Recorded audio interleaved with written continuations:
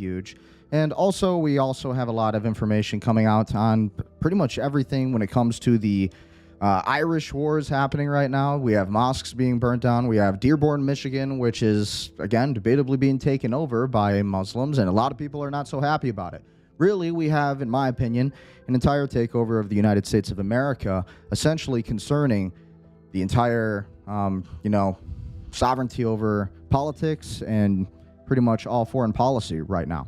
And a lot of people are debating. Is it the Israelis? Is it the Muslims? Or, what's really going on here? So we're going to cover it all. We're going to watch a series of videos, pretty much a ton of them.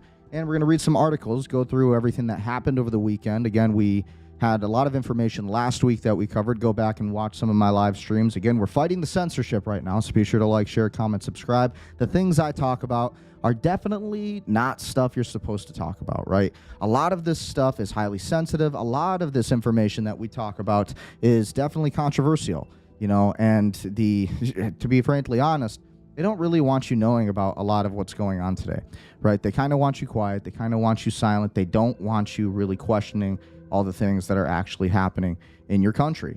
And it's sad, but that's exactly what's going on. You can't really pretend like none of this is actually not happening, right? You have to be able to objectively see the truth. You have to be able to objectively see what's going on when it comes to the breaking news that's going on in the entire world. So be sure to like, share, comment, subscribe. Again, everything I talk about is what you need to know. And everything that I talk about is some of the most important information that they don't really want you to know about. So again, we're fighting some of the censorship. Again, we're streaming through Rumble. Follow us on Rumble. You can follow me on Twitch. You can follow me on Kick. And again, you could watch on YouTube as well. I'm trying to branch off into as many platforms as possible because we want to broaden and widen that audience, right? And so, without further ado, let's get into the news. A lot of stuff to get into. And again, hopefully you had a good week. But without further ado, I'm jumping right in. So again, the Iran War Live, Trump announces Qatar meeting. Tehran says nothing planned. So, who knows? How true is that? Well, the Iranians said that there are no talks taking place, right? U.S. President Trump said a meeting with Iran will be held in Qatar's capital on Tuesday after Tehran requested talks following days of reciprocal attacks threatened their interim deal, which happened over the weekend. There were some major strikes that happened by the United States on Qasem Island, and then essentially the Iranians struck back with retaliation strikes on the Fifth Fleet. And so those were drone attacks and missile attacks. And then we also, again, had Israel striking Lebanon underground tunnels, which contained a lot of military hardware, Hezbollah military hardware. So a lot of people are saying, hey, that's a good thing. We're taking out Hezbollah. A lot of people are saying, well, Israel just made a deal with the Lebanese, and this is not a good thing, right? So there's a lot of debates on whether or not this is really beneficial for what's going on today. And so we're going to cover all of this. However, a senior Iranian official said there are no planned meetings with U.S. officials from technical teams in Doha. So a lot of big news there. So when I look at this, I think it's just kind of insane that, we're really not talking more about it. Iranian President Mossad Pezeshkian says $6 billion of the $12 billion of its frozen funds held by Qatar will be released and returned to the country. Israeli forces killed 3 more Palestinians in Gaza, including a child, as its genocidal war on the Strip continues despite a U.S.-brokered ceasefire. So again, that comes from the Al Jazeera. And again, they're a pretty good news outlet. I would subscribe to them and follow them. They bring some pretty good news and everything that really is going on in the Middle East today. And they're pretty on it. Again, the Israelis have not been a fan of Al Jazeera because they've been so, on the point, on the money when it comes to some of these news articles. On top of that, we also have Trump's presidential powers reshaped by the Supreme Court rulings. This is also big news. So again, recently, the Supreme Court has basically decided that Trump can't have the power that he wants when it comes to continuing this Iran war. Some of this is good, some of it's bad, because it actually reinforces some of Trump's powers. So, I mean, honestly, at the end of the day, though, the Supreme Court, it's kind of up in the air. A lot of people like the Supreme Court we have today. A lot of people don't. I personally, I'm kind of in the middle when it comes to it. I think they've made some good decisions. I think they've made some good calls overall. But for a lot of the most part, they concern me a little bit, right? So, honestly, I think it's not the worst thing, though. So, Trump's presidential powers reshaped by Supreme Court rulings. So, let's take a look at this video covering some of that. I'm sure it'll make me watch an ad.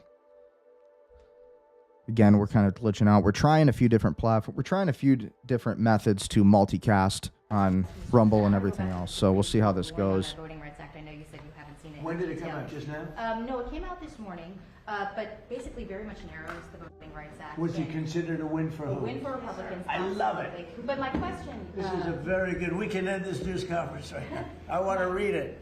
My question for you, Mr. President, is that some Republican governors have not responded in terms of what they're going to do. I guess early voting, for example, in Louisiana Republican governors what? Republican governors. What about it? Early voting begins Saturday there, for instance. Should they redraw the map in the next couple of I would. I mean, it depends. I mean, some states don't need to redraw, and some do. I mean, I know what the concept of the rule. I just haven't seen the result. Yeah, I would say generally I would think that they would want to do it. Some are greatly helped, and some, it didn't make much difference. Yeah, I would say they would do that.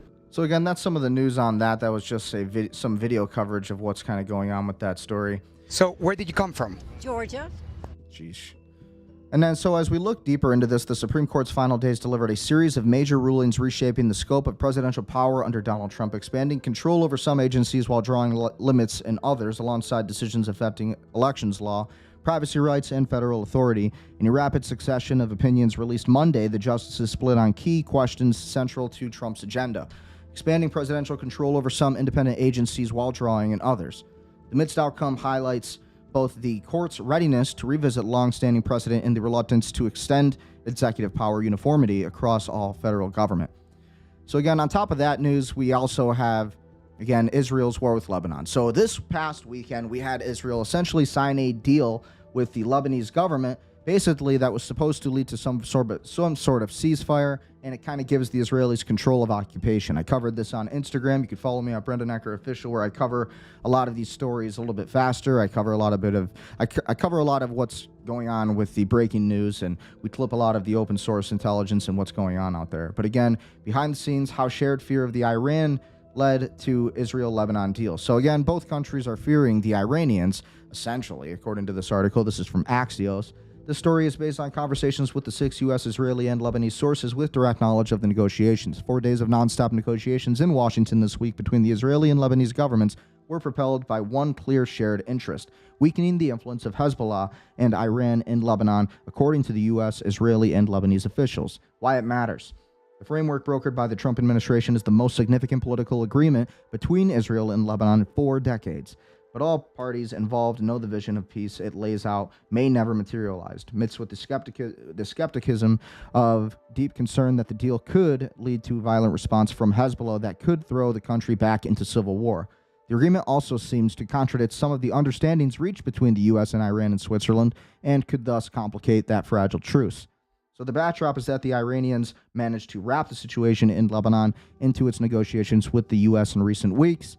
That resulted in the Memorandum of Understanding, the MOU, that calls on parties to observe the ceasefire in Lebanon and to ensure the country's territorial integrity, which is actively undermined by Israel's ongoing occupation of southern Lebanon. And again, this has been a war of Israel, Hezbollah, the Lebanese army, and then now we have the Syrians, which is what the Trump administration, they want to institute some kind of regime change, and they want the Syrian government to now take over control. So we have 4 essentially regimes that are trying to take power and authority over the state of Lebanon, the sovereign state of Lebanon. And again, Lebanon is just north of Israel, and Israel has said they wanted to take Lebanon, southern Lebanon, the Golan Heights, and essentially everywhere from Tyre to Nabatea to Odessa, essentially that entire southern front, and they want to use that as what they call a buffer zone. This buffer zone is supposed to be a security zone. Essentially, the security zone, though, I think it is more for the Greater Israel Project. That's what a lot of different military analysts believe as well, and so that's kind of what we're looking at. During talks in Switzerland last Sunday, the U.S. and Iran agreed to create a new deconfliction cell together with the Lebanese and Pakistani and Qatari mediators to ensure the ceasefire in Lebanon holds. That shocked both Israeli and Lebanese officials, who saw it as bolstering Hezbollah and legitimizing Iran's influence in the country. The news also comes as Israeli and Lebanese diplomats were preparing for a crucial round of negotiations in Washington. Behind the scenes, when they met the State Department on Tuesday, Israeli Ambassador Yashil Later opened the first session with a strongly worded speech calling a U.S. Iranian understanding on Lebanon a train wreck. Later asked the U.S. mediators whether the U.S. was actually still interested in weakening the Iran's influence in Lebanon, as the Israel-Lebanon talks had been aiming to do.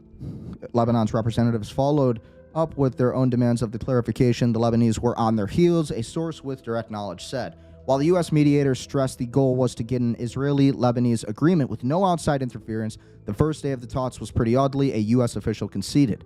The parties dug in on their positions, particularly on the security issues, and it felt to some participants as though the negotiations were actually moving backward, which in my opinion they definitely were. So as we zoom in, the talks took place on two tracks, a security track between military officers and a political track between diplomats. Senior Pentagon and State Departments officially mediated. The parties worked on three documents: a framework agreement, a security annex, and an agreement on the initial Israeli withdrawal from two pilot zones to be replaced by the Lebanese army. On Wednesday, the negotiations picked up steam. U.S. officials began to think an agreement could be signed the next day, but on Thursday, the tables turned again.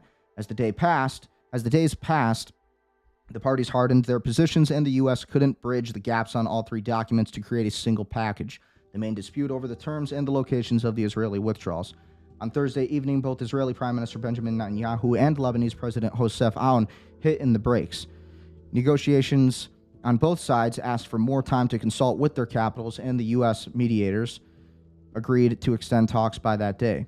The intrigue was that Secretary of State Marco Rubio landed back in Washington on Thursday night after a trip to the Persian Gulf. Rubio had been speaking on the phone with Prime Minister Netanyahu and Aoun since Tuesday, holding around 8 calls in total with the two leaders. Vice President Vance also spoke to each leader at least once. Rubio emphasized to Netanyahu and Aoun that it was important for President Trump for a deal to be wrapped up by the end of the week. Again, the Israelis have not cared about anything the United States has had to say. The Israelis are going to do what they're going to do. Netanyahu has said they're going to take southern Lebanon, and they're going to do it without the United States' permission. So essentially, they don't really care what we have to say. The high-level attention for Washington made it clear to both sides that there was a clear sense of urgency here, a source with knowledge said. On Friday morning, Rubio joined the talks to close the final gaps. Also involved in the final push were U.S. Chief Negotiator Dan Holler, U.S. Ambassador to Lebanon Michael Issa, CENTCOM Marines Commander Lieutenant Joseph Clearfield, and Pentagon official Daniel Zimmerman and Michael Domino. The U.S. asked Israel for 2 changes in the text in order to secure the deal, including an Israeli withdrawal from a village in southern Lebanon, currently under the Israeli occupation, and a clear statement that this would mark the beginning of a broader process of redeployment out of Lebanon. Leiter pressed Netanyahu and other senior officials to agree to a call that became heated when Netanyahu resisted the changes. 2 sources said Leiter raised his voice as he made the case that the deal was an important achievement and Israel needed to sign. A source close to Leiter said he raised his voice because of the noise of the phone line. Leiter himself told Axios that he called to consult with officials back home who are customary during negotiations, and differences of opinions are natural. During one of the updated calls, a professional, substantive, and time-sharp discussion took place, during which a range of views was heard regarding the best way to maximize the achievements of the negotiations while fully safeguarding Israel's vital interests, he said. Again, all about Israel. Between the lines, there wasn't a lot of trust between Israel and Lebanon, but eventually both parties understood they needed to get the deal in order to keep control of the process and not allow Iran in, a source with direct knowledge said. Again, this is the United States and Israel working together in tandem, hand in hand, right? The agreement immediately increased internal tensions in Lebanon. Hezbollah tried to organize demonstrations in Beirut against the deal on Friday, but also managed to mobilize several hundred people who were quickly dispersed. On Saturday, Lebanese security forces took down dozens of protesters placed by Hezbollah on the main road to Beirut's international airport, thanking Iran's supreme leader for the ceasefire. In their place, the Lebanese government hung its own protesters with the slogan, "Lebanon First," some of which were burned by Hezbollah supporters on Saturday night. So what they're saying, Hezbollah leader Naim Qassem declared the agreement with Israel null and void and called it a humiliation, disgrace, and a surrender of sovereignty, which it 100% is. It really is. He stressed Hezbollah will continue its resistance to the Israeli occupation. Later on Saturday, Trump spoke with Aoun and congratulated him on the deal. Trump said that the U.S. would provide everything necessary to implement the agreement and to support Lebanon's sovereignty and the extension of Lebanon's state authority over the entire Lebanese territory, Aoun's office said. At the end of the call, Trump told Aunan he looked forward to meeting him soon at the White House. The visit is expected in mid-July, which is coming up. We're coming up on the end of June, so we're going to see a lot of things happening in July. And to me, this world war is just kicking up, right? So when we look at the oil prices today, we're sitting right around $70.33. Again, I think this is all inflated, not to be a doomer. But when you look at these oil prices, this is all based on statements. These are artificial prices to me. These are all based on presidential statements. And again, really just kind of trying to really manipulate the markets a little bit. Brent crude at $73.15, Mervyn crude at $69.16, and natural gas is at $3.17. So on top of that, we also have gold prices that we have to analyze. And when we look at this, we see that gold is now at $4,019.95. So again, we are literally $61.58 down, 1.51% since yesterday. And if we look at the 7-day, because again, if we just look at last week, we are pretty much in a position where, again, we went up a little bit. But really, in my opinion, I just don't see this going. This isn't really going so well. The oil prices are not looking good, really. When you look at, gold, I meant to say, when you look at gold, we are literally down 8% in the last 30 days. And then silver, we're down 21% in the last 30 days. So why is that? A lot of different market manipulation and things like that. Again, looking at the other markets and emerging markets, we have cryptocurrency. A lot of people making predictions on Polygon and Poly market. Again, this is huge. So this week, we have, again, the crypto market is way down. Extreme fear factor on the fear and greed index. Bitcoin's at 60,000 now, so we basically broke towards that consolidation zone. And again, a lot of different analysts have been saying if Bitcoin drops below 60,000, is it really going to be able to hit over 100,000 at any point soon? Probably not, and especially not with this Clarity Act basically being kicked down the road, right? And the Clarity Act needs to be passed. I keep talking about this every single live stream. We also have Ethereum at $1,610. We have Binance at $559.55, XRP at $1.05. So we are really down with crypto. Again, XRP is down 6% in the past 7 days. Solana is up 4.4% in the last 7 days to $75.18. We have Tron at 32 cents. Hyperliquid is at $66.91. So Hyperliquid's been doing pretty good. At least in the past 24 hours, they're up 10%. And then again, all of these other markets, pretty much the same thing that we've been seeing, right? The entire market's not looking great. We have Stellar Lumens down 13% in the last 17 days. But the way I see it, these prices are on discount. And again, buy more.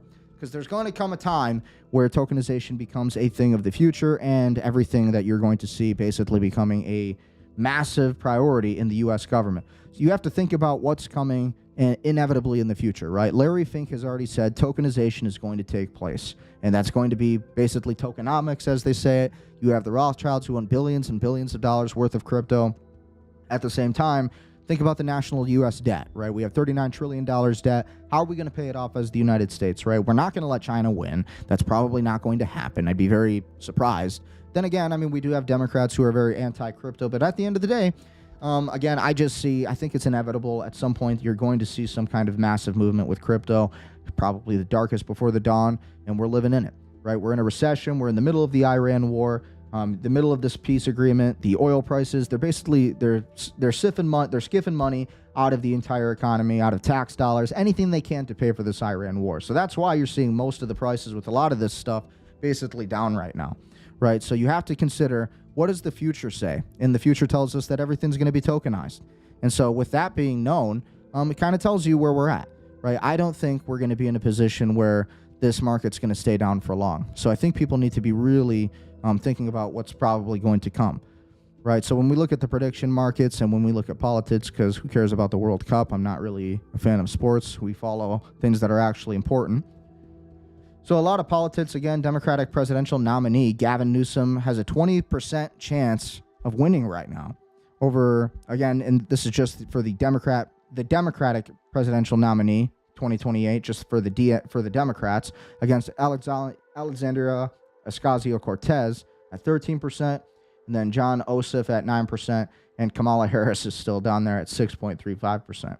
For the Republican nominees, we have J.D. Vance at 38.4% chance of winning, Marco Rubio at 21.95% chance of winning, Tucker Carlson at 4.45%, and then Donald Trump Jr. at 2.4%.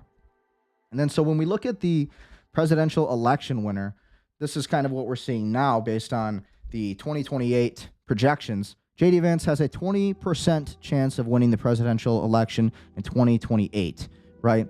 Marco Rubio's at 13.8%, and then Gavin Newsom's at 12%. So it's actually not that, it's really not that, it's not that far of a gap. You know, anything could happen. And then AOC is down there at 6%. So interesting things happening when it comes to the prediction markets and what's going on with politics.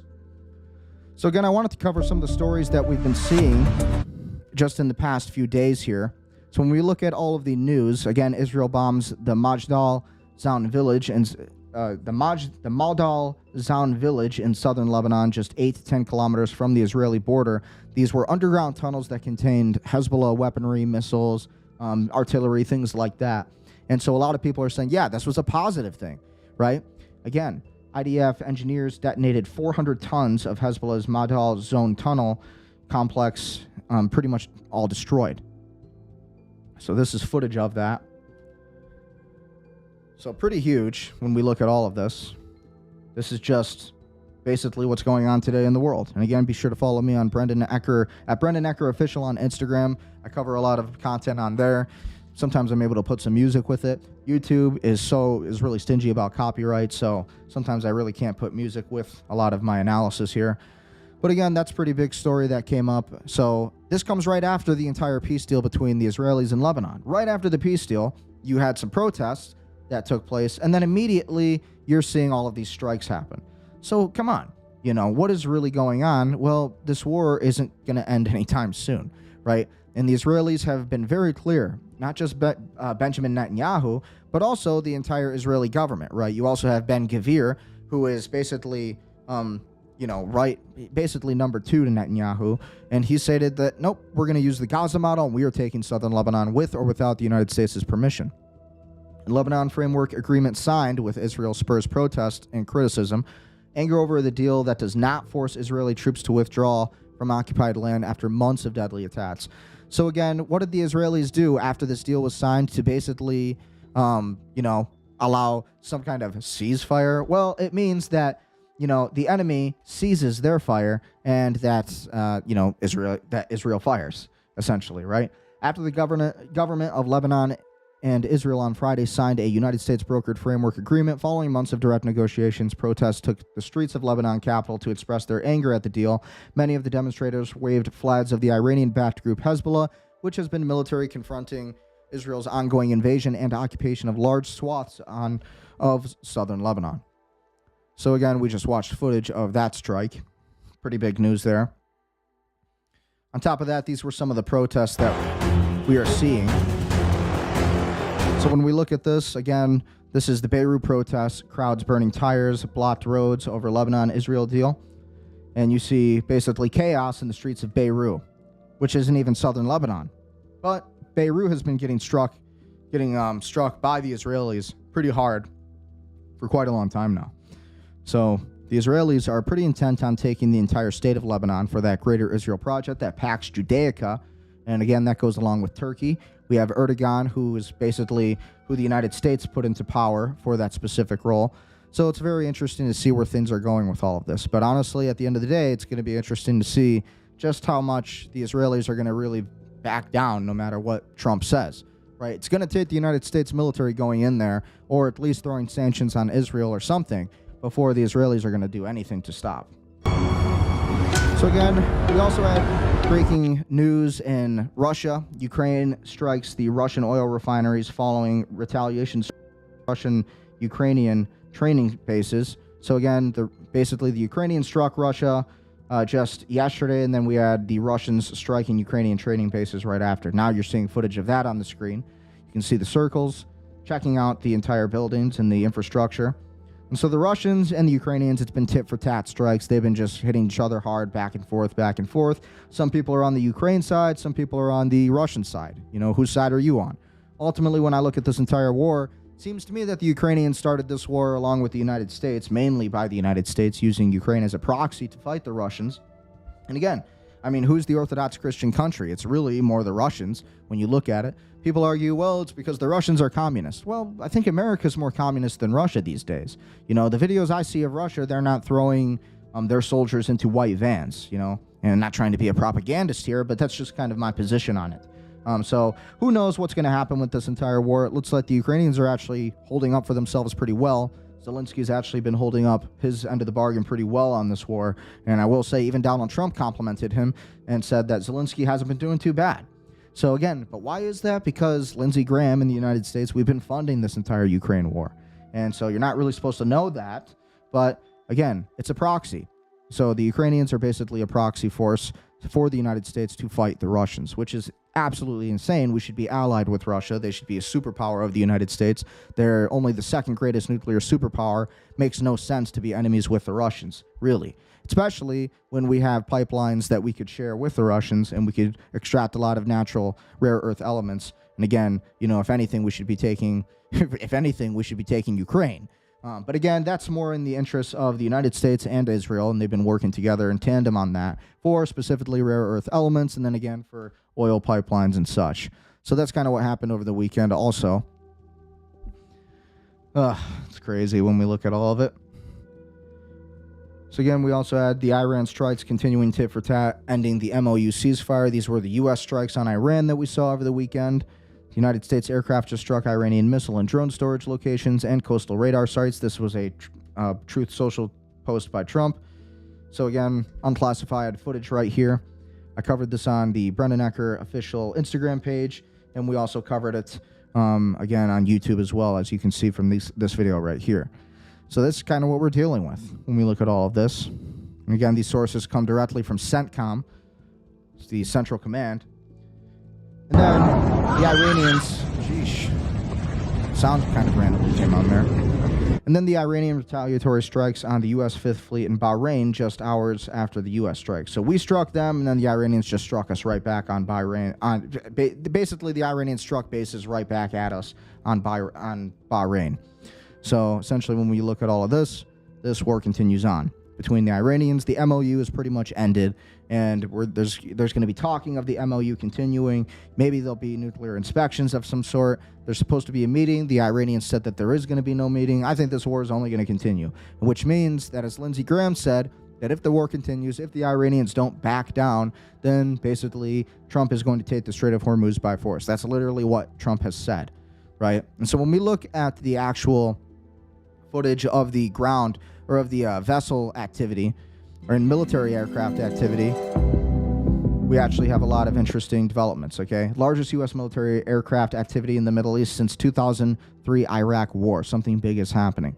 So again, this is huge indications. So just for like the past 7 days, we had C-17 Globemasters that have sustained high activity supporting the operations, right? So essentially, pretty much record activity in the Middle East, and we're seeing these patterns from all these different flights, and C-17 Globemasters pretty much suggesting that we have more military movements and we have more activity happening, which means the war continues on, and it's not going to end anytime soon. And so that's kind of where my position is, at least. On top of that, we also have escalation traps pretty much being notified. So when we look at the Strait of Hormuz and we look at the vessel activity, I thought this was rather interesting. A lot of these Oman vessels ended up going dark in the Strait of Hormuz. So as you can see here, a lot of AIS data pretty much went dark for the Omanian activity in the Strait of Hormuz. So that tells us that we have basically an illusionary idea and concept of what's actually happening with the movements of vessels in the Strait of Hormuz. Basically, the Iran chokes Hormuz, and they have basically set up an entire escalation trap. So this is only going to be a continued war of attrition when it comes to all of this. And that's really the most important thing to take from that. So pretty insane when we look at all of it. The question is, are we going to be able to win? Are we going to be able to truly, assert our will? on the Strait of Hormuz and win. That's what Trump's real objective is here. So again, we had Trump speaking from the White House today.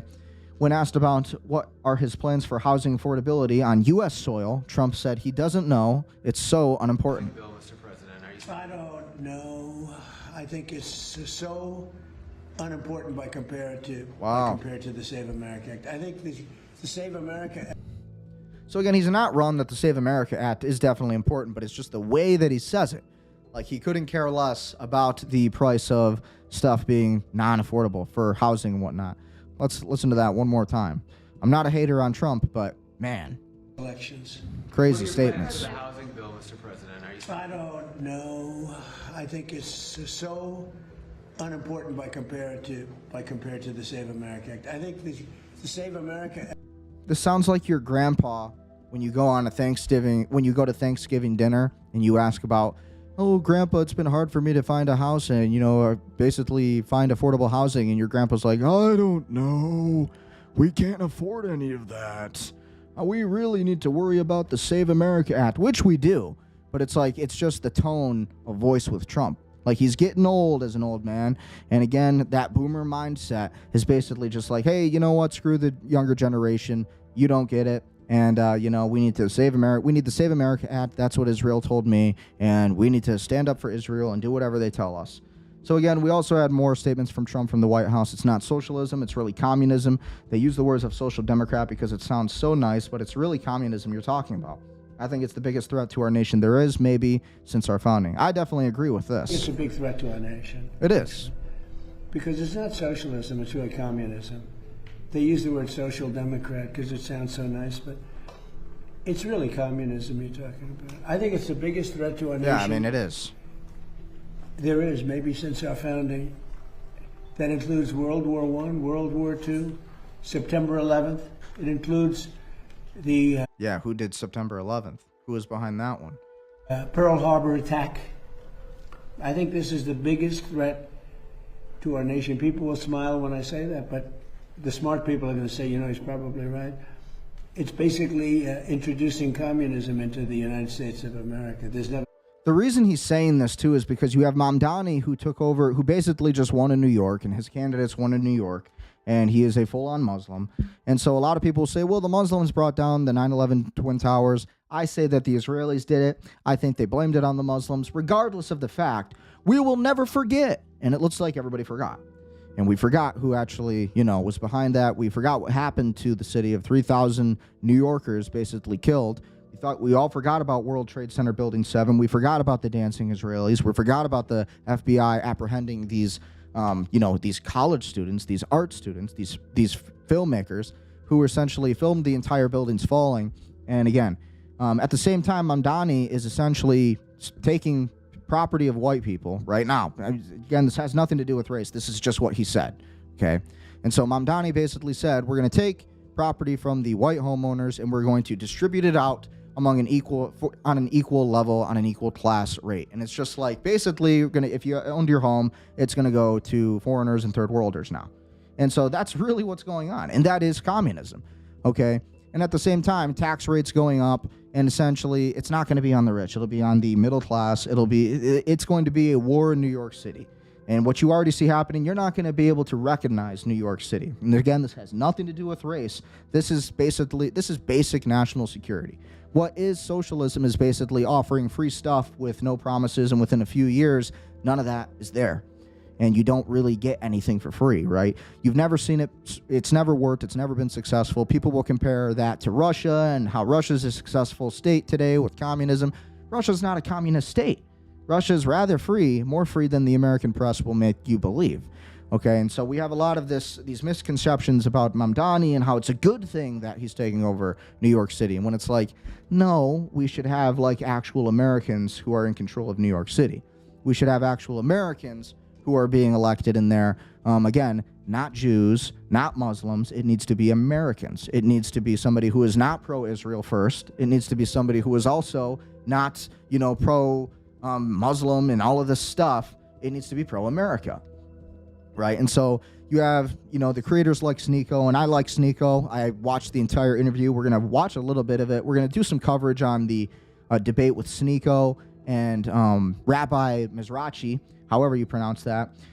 And basically their debate on why, what is the truth behind Islam versus Judaism versus Christianity, and we'll look into that. But, when I see Sneako and he's celebrating the Muslim takeovers of all of these cities in Europe and America, and you see these Muslims who are praying in front of Catholic churches, and it's just like, it's kind of sickening. It's like, why would you support that? As an American, do you really care about America first? Why would you want a completely different people to come into our country and, again, start invoking Islam, which is completely opposite to Christianity? They call Christianity a false religion. They say that we're idol worshipers, which we're not. Again, it's all subjective, really. But what do they believe should happen to non-Islamic people, non-Muslims? Well, they believe that there should be jihad on them, which is violence and forced submission. And honestly, it's like, well, how is that the holiest religion at the end of the day? That's just unacceptable for America.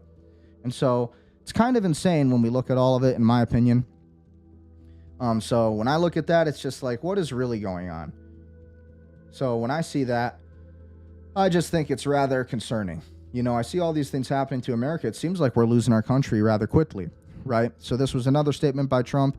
It signs an order to stop people from being arrested or targeting fixing their vehicle, giving the right to fix, common sense. This also breaks up California-based monopoly on third-party car parts certification. We are not going to be going after people who are fixing their own vehicle like past administrations have. Additionally, we've been concerned, President Trump has been concerned about aftermarket parts, cheap knockoff aftermarket parts coming into the United States, harming small businesses, harming Americans. This presidential memo puts an end to it. Also, the only third-party certification for these aftermarket parts, it's CARB in California, a process that's backlogged and faulty. So we're going to break that monopoly, and no longer will CARB be the only third-party certifier for these aftermarket parts. I mean, that's great and all, but like, how does this have anything to do with what's really going on in America? Like, how is this of the utmost importance right now, currently, of the most pressing issues in this country? Car parts? Really? Car parts? Yeah, I mean, literally, they're making electric vehicles, and they're making it a requirement for you to buy electric vehicles. So ultimately, it's like, what? That doesn't even make sense. Why is this like even a thing? When we've lost the Save America Act, we do have socialism / communism. To me, it's generally the same thing. And you have these complete third worlders and immigrants coming into our country, taking over our justice system, all of this stuff. And we're worried about car parts. But again, for people who can't even afford cars right now in the United States because gas prices are so high in general. And again, people who are trying to afford a vehicle at the same time now have to pay for an electric vehicle by requirement in some states. It's a little crazy. President Trump was calling me up on a Saturday night when this idea first came to his head, and he says he wants to do a press conference right away to get this over the top. In February 2nd, we signed a right to repair for our farmers so that they can repair their tractors and their non-road equipment, and this is covering everyone else. And just to note that a lot of these resources that are going to be produced by these farmers, Trump had already said, that's part of the $300 billion that's going to Iran right now. So it's like, that's what this is really for. It came to my attention because I noticed they were arresting people for fixing their car. They were arresting people.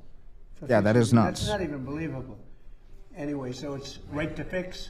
And right to fix your car. It's really common what sense. are we doing here? If somebody wants right to fix your car. This country's so dead that we have a right to we have to create a right to fix your own car legislation. Like, how far have we gone south? How far have we really lost who we are as a nation? Is any of this acceptable? Like, honestly, we need a revolution. We truly do. We need a revolution. There needs to be a tyrant that is pro-America first, pro-common sense, not for everything that we're seeing today. You shouldn't have to make a law for car parts and being able to to fix your own car. It's kind of insane. This is common sense stuff. But we have to make a law for it because our country's so overrun by liberals and insanity. That's just nuts. Mr. President, this is a presidential memo to the Environmental Protection Agency, a presidential memo supporting the freedom to fix. Americans we watched have this the freedom already. to fix their vehicle. I guess this is the same clip. Insists upon it. So I guess we covered that. But honestly, it's just like insane. Like, who else is sick of watching America die? Like, is anybody else tired of watching their country just be completely taken over by people who really hate us, who hate this country, who don't appreciate living here, who don't appreciate our Constitution or understand our Constitution? You know, it's absolutely insane. And we're going to watch clips of this today. You know, just the amount of traitors in our country now, in the United States, is at a record level. And we're truly losing our sovereignty, right? So again, some people might debate me on this and whether or not this is okay. You might say, well, this is just American. You have a freedom of religion in America. But it's like, yeah, well, you know, when you are a police officer, you kind of have an obligation to serve the American flag first. You take an oath to serve the American flag first. Wonderful wife. So look at this. A strong, proud Palestinian woman. When I joined the department, Dearborn's Arab American population was nearly 50%. Yet less than 3% of our police force reflected the community that we served. The department was not always welcoming to people who were different. Today, the Dearborn Police Department is the department that I wish I worked for when I first started my career. It's now a department that reflects and embraces the community it serves, with 45% of our officers being Arab American. Why is that something to celebrate? I mean, America is a European white country, and I know diversity is the main thing for police officers. A strong law enforcement department today depends on our diversity factor and whether or not we can virtue signal enough. But it's like, yeah, when you take the oath to the American flag, you take the oath to place the American flag in the U.S. Constitution above any other flag. Any other flag. America comes first, not another flag. And basically, this is what this man is doing. This is a police officer who is a traitor. He should have his gun stripped, his badge stripped, and his power stripped away from him. This is a traitor to law enforcement. This is the reason great police officers can't become police officers, because they want to hire 45% police department, a 45% Muslim Arab police department in Dearborn, Michigan. That makes no sense. This is absolutely insane. This is a takeover. And whether or not you agree with the whole Muslim debate, again, you have pretty much a fine line. You have people who are saying, well, I don't have a problem with the Muslims because I have a problem with Israelis taking over our government. Well, I don't have a problem with the Israelis taking over our government, but I got a real problem with Muslims taking over our government. You have two sides to the spectrum. And really, it's like, well, how about none of them? Like, how about we just, you know, literally defend ourselves? How about we have a Christian country, Christian police departments, Christian Catholic based, you know, 100%, and no Arabs, no Jewish. And again, we keep our country as was, a white European country. This has nothing to do with white nationalism. This is like keeping America first, America first. Why do we have these foreigners coming in to try to take over our police departments now? A 45% Muslim Arab police department in Dearborn, Michigan. That's insanity. And, you know, these are people who don't believe in the U.S. Constitution. These are people who do not believe in our Bill of Rights. These are people who do not understand freedom of speech. If you were to go to... how many videos have you seen on X when you see these people getting recorded and they're freaking out over it? And they're telling you, you cannot record me. And same thing. I mean, like, honestly, you can't do any of this. And then same thing with Israelis, with the Israelis taking over our country. If you talk or criticize the state of Israel, you talk about the war, you talk about the real genocide that's happening in Gaza or Palestine. Oh, well, you're not allowed to talk about that. So Americans are being hit from two sides here. Europeans. The same thing with the Irish, the Germans, the Swedes. Like, literally one of the foreign ministers for Sweden literally just moved out of Sweden because he said, oh my God, this country is being taken over. He literally said it. He just left like this past weekend. So, you know, this is Dearborn, Michigan, and this is what this guy is saying. It's a department that respects the dignity and rights of all individuals, including the right to wear a hijab, even when facing the justice system. Like, traitor, we should like deal with traitors in a different way than just allowing them to wear the badge and the gun and enforce the law of which they do not even understand. This is an unconstitutional law. This is a traitor. This is treason. It's a department that is taking meaningful steps to address historical inequity. Together, we've built a police department that values diversity, equity, and respect. One that serves all of Dearborn with honor and integrity. Alhamdulillah. Alhamdulillah. I'm proud to serve as your chief of police. My wonderful wife, Deanna. A strong, proud Palestinian woman. Seriously. When I joined the department, like what? Dearborn's Arab American population was nearly crazy. 50%. Yet less than One more 3% time. of our police force reflected the community that we served. The department was not always welcoming to people who were different. Today, the Dearborn Police Department is the department that I wish I worked for when I first started my career. It's now a department that reflects and embraces the community it serves, with 45% of our officers being Arab American. These are people who pray in front of churches, Christian churches, with total disrespect. These are people who have said that they are going to inflict jihad on anybody who does not believe in the Muslim faith. And these are people who do not respect the Constitution, the Bill of Rights. These are people who have literally said that they are here to take over. These are people who believe that it is okay to, again, have marriages with a 9-year-old child as a grown man. Again, I'm not totally hateful of Muslims. I respect their culture, but it's like, have it in your own countries and stop coming over to our country, please. Like, go back to your own country. Like again, no problems with these people, but it's like, go back to your own country. Like, seriously, stop trying to take over the United States. Stop trying to take over our police departments. There will be a revolution for this. And I'm not saying I'm not saying I support violence or anything, but this is a complete and total takeover of America. What a traitor. This is a disgrace of a man, a disgrace of a police officer. He should be stripped of that badge and it should be ripped off of his chest. And this man should go home feeling like a traitor and a non-American every single day, because that's really what he represents. He represents changing the demographics of America, changing the U.S. Constitution. He is not upholding the oath that he took to uphold and defend the Constitution. This is a traitor. Department that respects the dignity and rights of all individuals, including the right to wear hijab, even when facing the justice system. So how come in their countries women aren't allowed to show their legs? How come if you go over to Saudi Arabia, women aren't allowed to show their legs? Then I don't understand that, sir. I mean, we think that that's such a virtue that we allow them to wear their hijab and, bring their customs and cultures, and they're aggressive and totally hostile towards America way of life. But if you go over to their country, you get stoned to death. You get basically tortured.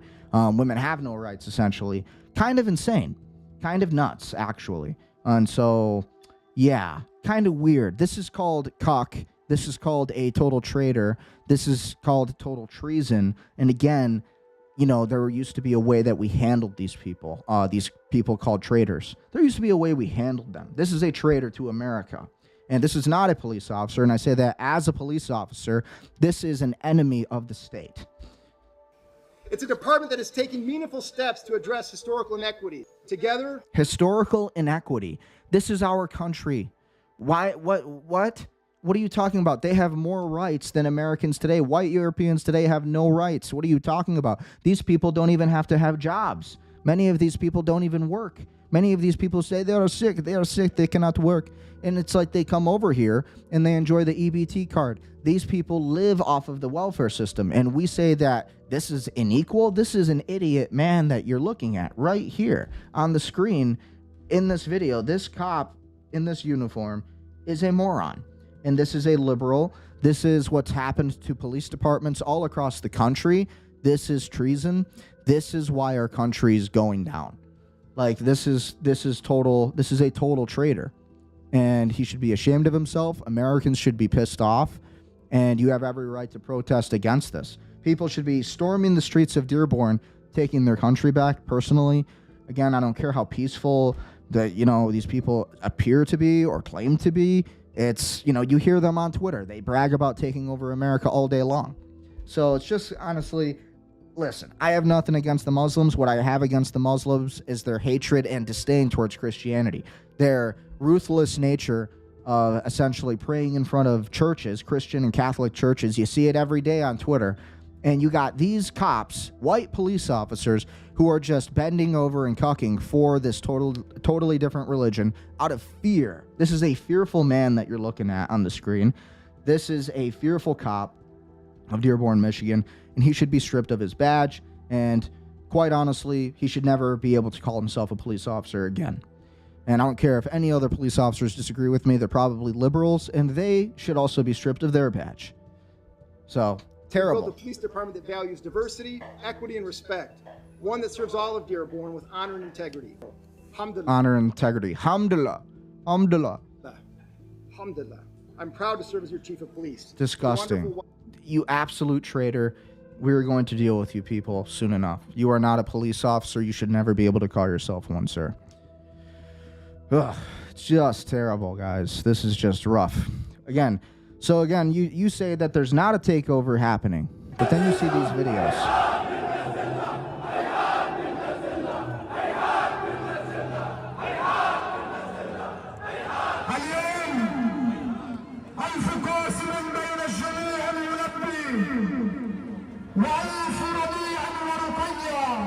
This video is just glitching at the moment.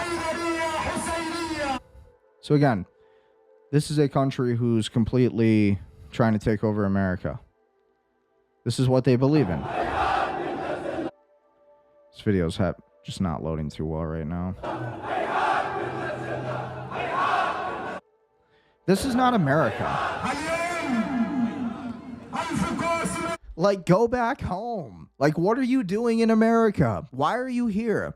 You're sitting in the greatest country on earth, the most free country on earth. Our country allowed you to live here under completely insane liberal circumstances. We gave you freedom from your third world war zones, and you come here waving your flag in total disdain for America. And they say we need more of these people. We need more immigrants. This is my issue. These are the most ungrateful kinds of Americans. And again, I have nothing against Muslims. Honestly, I would rather Christians and Muslims unite against the Israelis who are truly taking over America right now. But it's like, man, if you want to get people to really be against you, this is how you do it. If you want to be a Muslim who's going to get driven out of America, this is definitely how you do it. You're going to get driven out. You're truly going to allow Christians to end up siding with the Israelis, and they're going to just push you guys out. And so there's going to be no really happy ending when this is how you approach it. You get to live in America for free.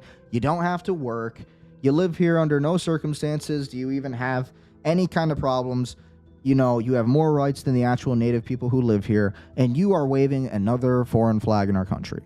Like, you are racists, you are unconstitutionalists, you are trying to destroy and change our country and turn our country into a third world war zone, and it's exactly what's happening. And now, because we have to welcome so many of these people in, they're taking over cities like Dearborn, Michigan, all over the place, and they are changing the demographics, and they are changing the culture, and now we are going to live in a third world war zone, just like where they came from, because that's what they want to do. They want to turn our country into a war zone like theirs, and then they can rule over us. You have city councils with real Muslims and jihadists who are quite literally taking the rights away from white people all over the country, who actually have jobs and pay for these people to live here. It's the most sickening, demonic thing you could really ever see.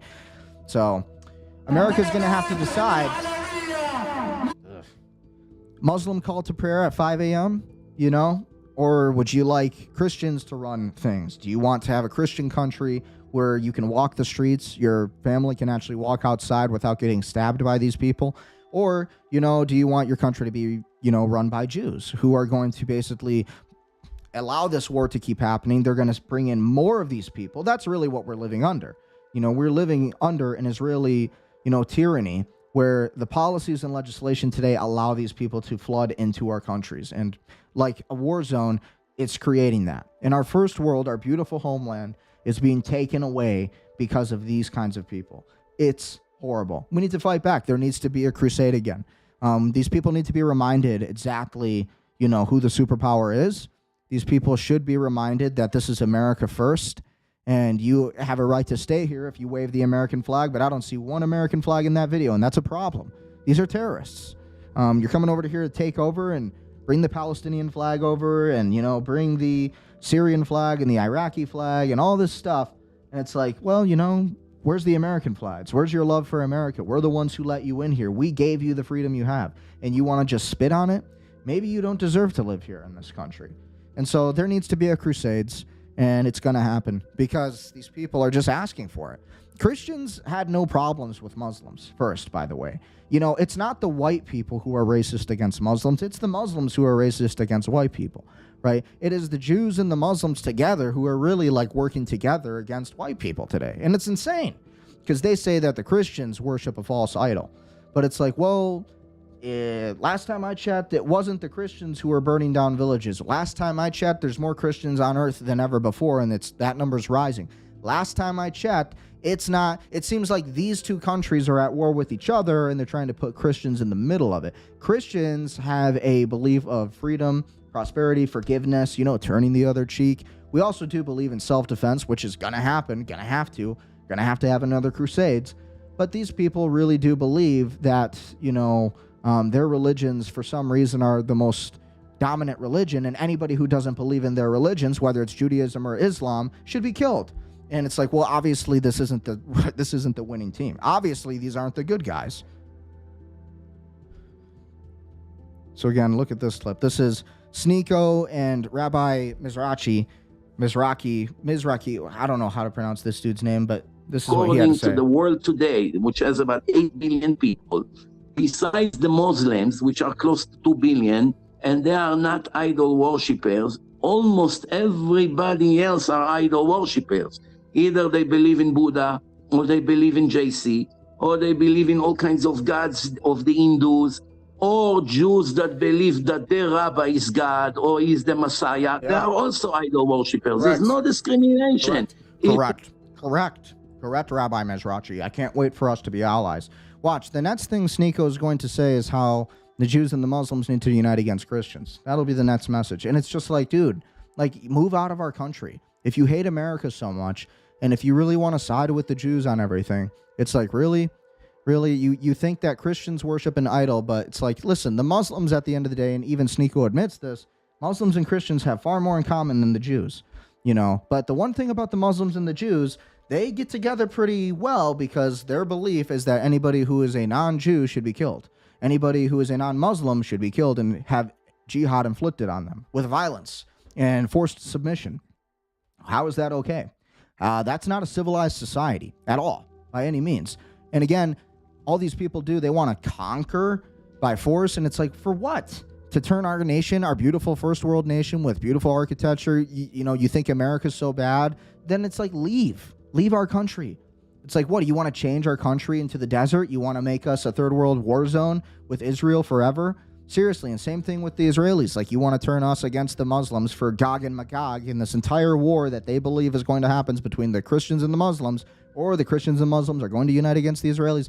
It's insane. It's total blood libel, a 2,000-year grudge against Christians and Romans and all this stuff. And it seems like it's like pure jealousy. Christianity is the way, Christ is king, and they hate to admit that. Jew believe that his rabbi never died and he runs the world. He's an idol worshiper. He's an idol worshiper. Like, they're so angry. Why? Like, what's with the anger? Like, why are you talking about us, dude? Like, worry about your own country. Worry about Israel. Seriously. If a Christian believed that JC, a human being that JC, he doesn't even say the name, could not even save his own life, and the Romans butchered him, and he was crying for his life, he's gonna save them. They live in some kind of illusion. Empty tomb, bro. Empty tomb. Explain the empty tomb then. Explain all of the different explain the Immaculate Conception. Explain how there was an empty tomb after Christ's crucifixion. That was the proof of life. That was the proof that Christ was the physical manifestation of God on earth, was the fact that he rose from the dead 3 days later. That is the entire story that the Jews want to leave out. They want to leave all of that out of the real equation. And again, we had witnesses to this. We had people who could not find the body. So what is with that? Huh? Kind of interesting how that all works. This is all idol worshipping. In the 10 Commandments, it says you should not have any other God but me. Yep. And making another entity. Yep. Good job, Rabbi. Makes you an idol worshiper. Like, honest to God, it's just like pure insanity. Pure insanity. This is what Rabbi Mizrachi says about Christians. 6 billion idol worshippers who makes God angry every second of their life. Indian, Chinese, Japanese, Tibet, Nepal, Thailand, so many. India alone is 500 million. China is 2 billion. So many, 2 billion Christians, which are idol worshippers.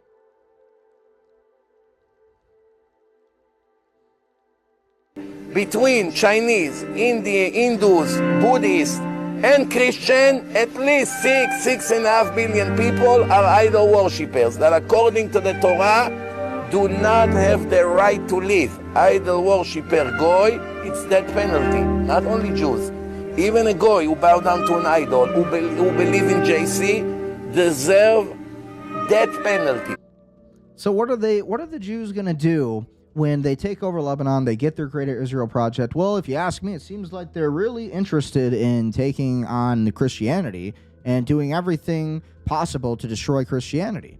And what is with this? I don't understand. I mean, he just said it. The Torah says Christians should be killed. They believe that, again, Sanferim 15, they believe that, again, all Goyim, even the best of Goyim should be killed. This is a quote directly from the Torah, definitely directly from the Talmud. This is what they believe. They believe that the Goyim, non-Jews, are animals. They're like cattle. And, you just have to believe in the Noahide laws. Well, it's like, you don't even honor your own laws. You don't even honor your own laws. You don't love your brother. This man himself, you could call him an idol worshiper. Like, honestly, at the end of the day, you killed Christ. You killed your own prophet. You killed the Messiah, who even the Muslims acknowledge as a Messiah, as a prophet, as a man of the Immaculate Conception. So it's like you got all of this nonsense. Like, these people truly hate America. They believe America is Amalek or Esau, which is, again, same thing with Europe and America. They kind of put them in the same boat. Jews in general. They put Europeans and they put Americans in the same boat with one another. And it's just like, seriously, what the hell? Last time I checked, there was a lot of problems with the Jewish religion. And last time I checked, again, you guys killed Jesus, who you called your king. You had, what was his name in the Bible? Can't remember it at the moment. But even he was a Pharisee who knelt to Christ and he kissed his hand. I can't remember the name. But at the end of the day, these people, even Christ said, were the synagogue of Satan. And they killed their prophets. And so it's like, these people are just deluded. Absolutely deluded. As we continue looking at this, Sneako was shot after Rabbi Mizrachi said he would rather live with Muslims than liberal Jews like Benjamin Netanyahu. I would rather be neighbors with Muslims than people like Benjamin Netanyahu, he says. So, honestly, the entire Jewish agenda is to destroy Christianity. They don't really have a problem with Islam because Islam, at the end of the day, is beneficial towards the mission of Judaism, which is to essentially eradicate Christianity. Why? Because Christianity is the real truth. They got no problem if you talk badly about, Islam or Christianity. They got a real problem, though, when you actually start saying that Christ is the way, like that Christ is king. They got a real problem with that one. Why is that? Because it's the truth. They have no problem with anybody worshiping Islam, and at the end of the day, they have their own, he's got his messages on it and all of this stuff, but Christ is the way, and they hate to admit it. 2 weeks after the U.S. blacklisted... Meanwhile, China report confirms Beijing just slimmed massive export restrictions on major U.S. defense contractors like Lockheed Martin and Boeing. Washington is panicking as China brilliantly cuts off vital rare earth materials. Nearly 80 Chinese firms over alleged military ties, including BYD, Alibaba, and Baidu. Beijing has fired back. China's Ministry of Commerce announced Monday new export restrictions on dual-use goods on 10 American companies, including rare earths giants MP Materials and USA Rare Earths. Beijing also simultaneously barred government procurement from nearly 50 U.S. defense contractors, like Lockheed Martin, Boeing, and General Atomics. Beijing's message is clear: Washington's moves won't go unanswered. Experts call the response largely symbolic but strategically pointed, mirroring the U.S. tactic of using export controls as a geopolitical cudgel. With both sides now slapping restrictions on each other's corporate giants, it appears the trade war may be escalating. This is the problems with globalism. This is what's wrong with globalism. This is why America should stop focusing on funding every other country. We need to worry about our own country. China's worrying about themselves. They're building up their own military. They're collecting money, and they put it into their own infrastructure, their own navy. They put it into their own mass production, their own real estate development. They are going to destroy us. They put it all towards environmental research. They are going to dominate the Americans. A lot of people think it's going to be the Israelis. Maybe it'll be the Israelis. They already kind of do via policy in Congress and, H.R. 8800 and Section 222 to 224 and 618. But at the end of the day, you also have the Chinese who are strategically playing a long game. And the Chinese are going to continue playing the same game where over time they're going to end up buying land from the Americans for millions of dollars. And just the same way that we bought this land from the Native Americans, they're going to buy it from us. And Americans will say, well, you stole our land. Well, it'll be, no, the Chinese bought it. And that's how the Chinese are going to do it. Now, the Israelis are just going to do everything that they're doing in Gaza and Lebanon. They're going to do this stuff right on American soil. It's just not our turn yet. And ultimately, that's, something people need to talk about. This is why I don't get views, by the way. This is why my channel gets totally censored, because I talk about this right here and these kind of issues. They don't want you knowing about it. And this is what's really going on. This is the problem with globalism at a mass rate. This is why this cannot be accepted in our country. Again, when you invite in the third world, import the third world, you become the third world, ultimately. That's what this is all about. Because watch this video. A military veteran who is battered by police riot shields in Southampton has been found not guilty of assaulting a police officer. 50-year-old Matt Styler was found not guilty at the Southampton crowd in court today. So what have we been seeing in England? We've been seeing a massive, massive tyranny. And again, we have the police and the UK who have been completely against the people. And ultimately, it's just been really unjust.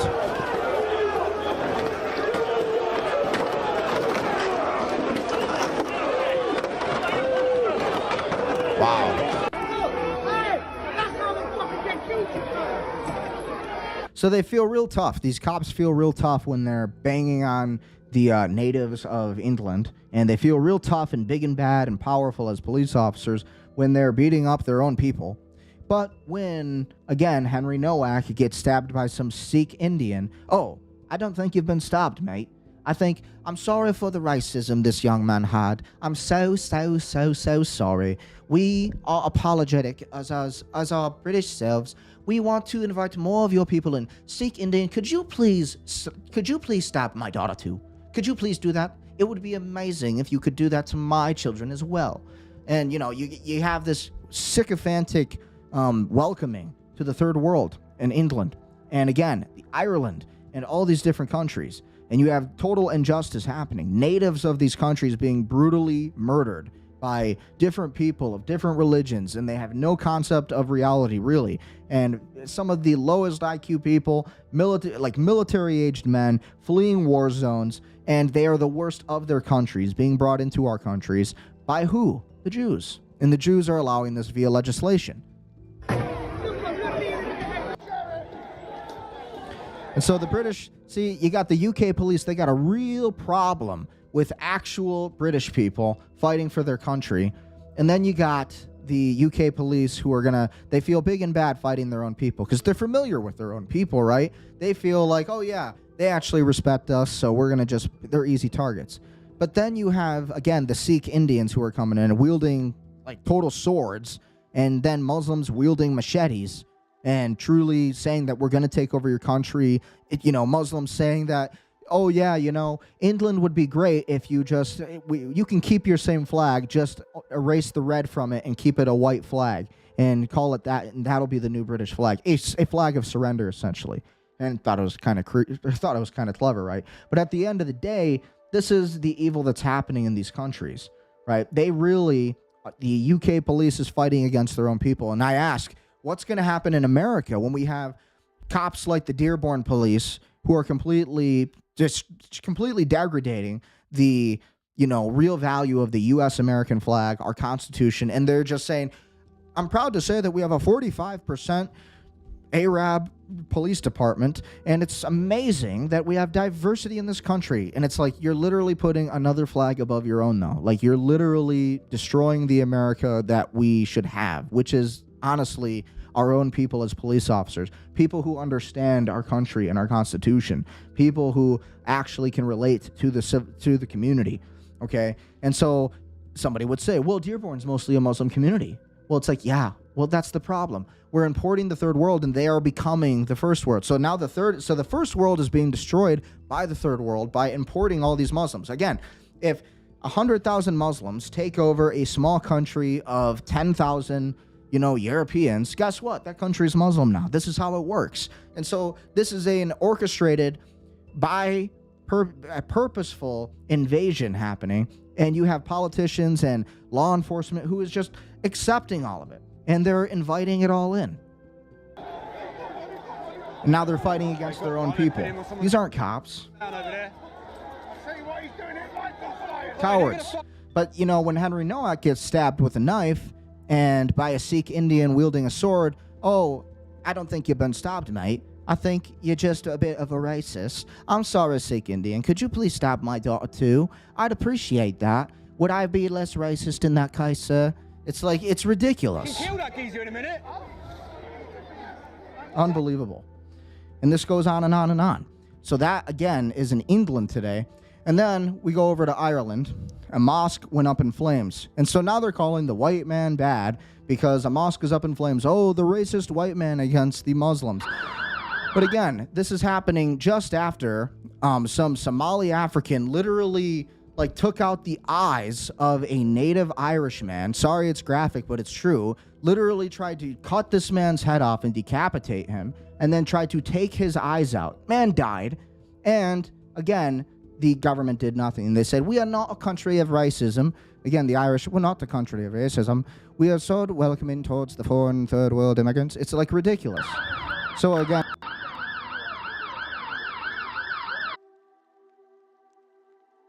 of homelands. Look at Ireland. This is Ireland. Half of these people aren't even white. They don't even look like they're Irish. But they call themselves Irish because they have an Irish passport. It's a lot of our church. Okay.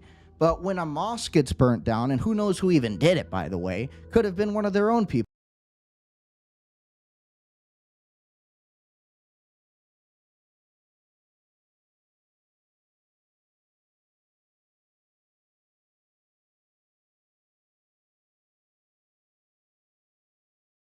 Just by not knowing how to use a freaking, stove, honestly. And we're called the bad guys. And so it's horrible to see. We need a revolution. People need to defend their homelands, though. And this is what happens when politicians who are corrupt bring in the third world. You import the third world, you're going to become the third world. First world countries, when you import the third world, you'll become the third world. It's as simple as that. All right? That's just the way it is. And there's so many of these examples. So again, this brings me to this post by Greg Bavino.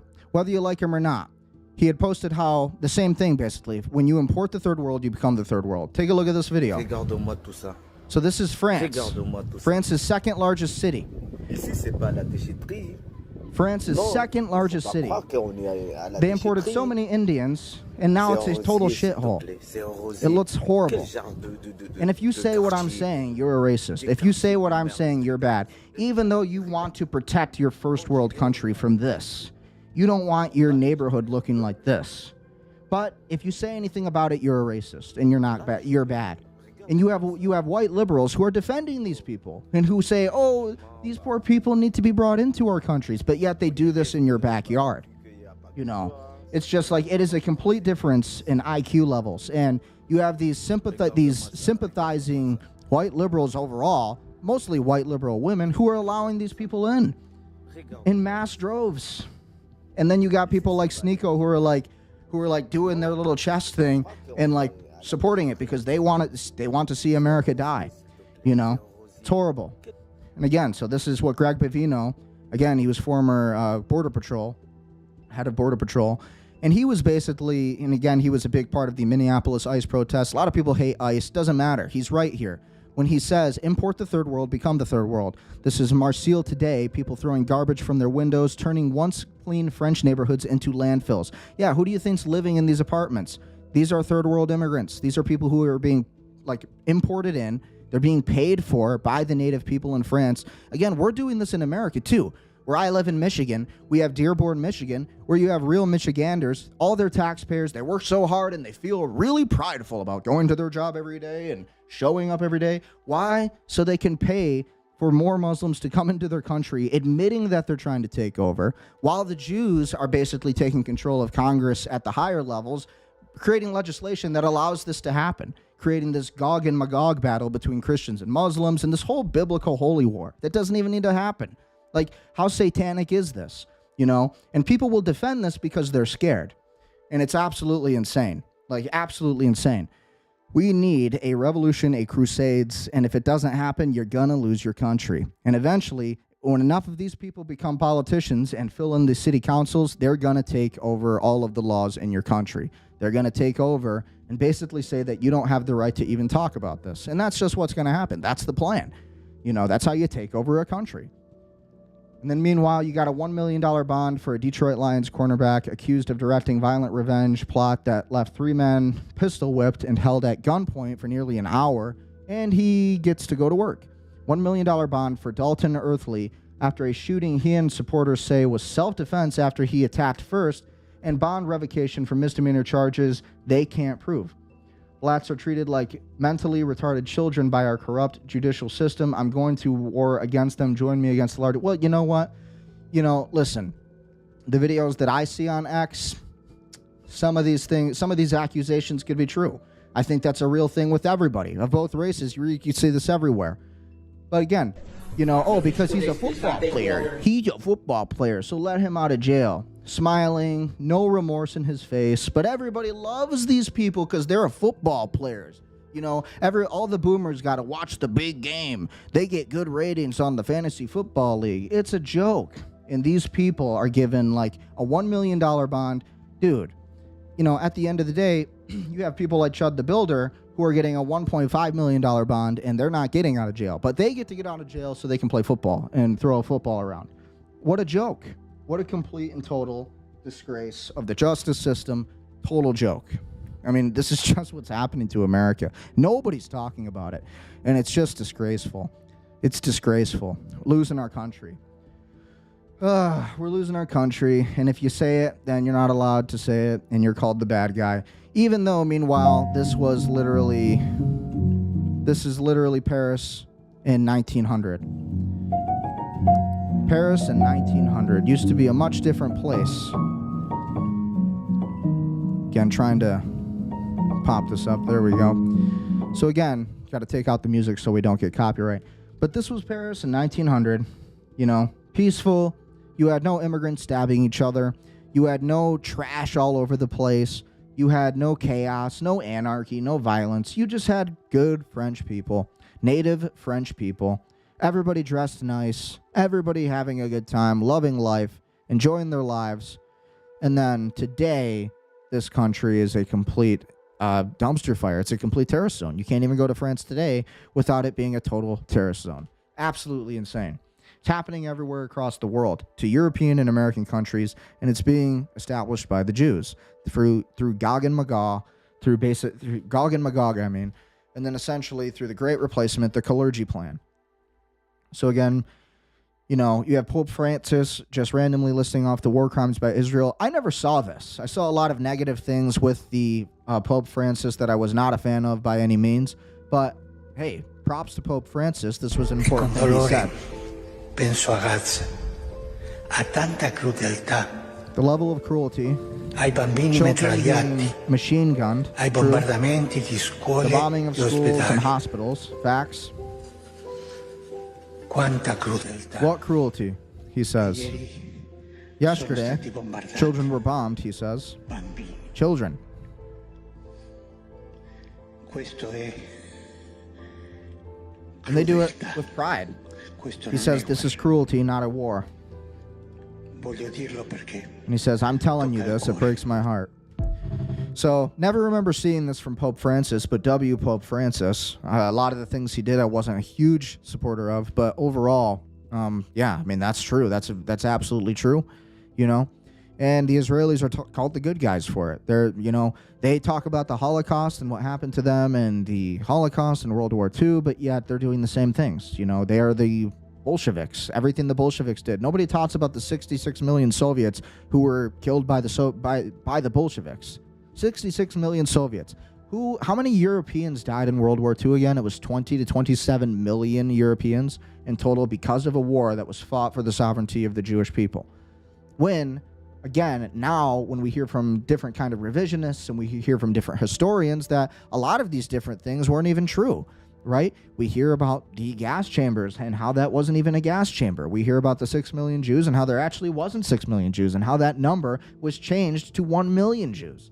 And so, again, Again, and authors who admitted that that number was a lie. It was created for basically a complete and total autobiography of the Jews. And then this same author who created the 6 million lie ended up saying that later, admitting to the fact that that wasn't the real number and that it was only like 1 million.